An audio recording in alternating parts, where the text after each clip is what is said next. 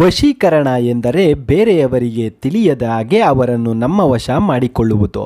ಇದರಲ್ಲಿ ಪ್ರಮುಖವಾದ ವಿಷಯ ಏನೆಂದರೆ ಇದನ್ನು ಕೆಟ್ಟ ದುರುದ್ದೇಶದಿಂದ ಮಾಡಬಾರದು. ಹಾಗೆ ಮಾಡಿದರೆ ನಿಮಗೆ ದಕ್ಕುವುದಿಲ್ಲ. ವಶೀಕರಣವನ್ನು ಸಾಕಷ್ಟು ವಿಧಾನದಲ್ಲಿ ಮಾಡುತ್ತಾರೆ. ಒಂದೊಂದು ರೀತಿಯಲ್ಲಿ ಇರುತ್ತದೆ. ಆದರೆ ಫಲಿತಾಂಶ ಮಾತ್ರ ಒಂದೇ ಆಗಿರುತ್ತದೆ.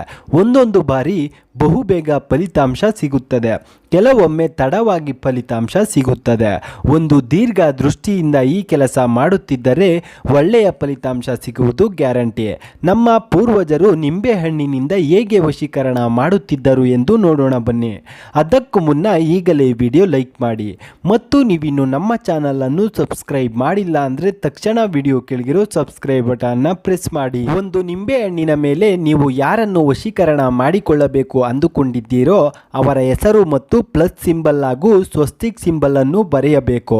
ಹೀಗೆ ಮಾಡಿದ ನಿಂಬೆಹಣ್ಣನ್ನು ಅಮಾವಾಸ್ಯೆಯ ಇಂದಿನ ದಿನ ಅಂದರೆ ನಾಳೆ ಅಮಾವಾಸ್ಯೆ ಎಂದರೆ ಇಂದು ನಿಮ್ಮ ಮನೆಯ ದೇವರ ಕೋಣೆಯಲ್ಲಿ ಇಡಬೇಕು.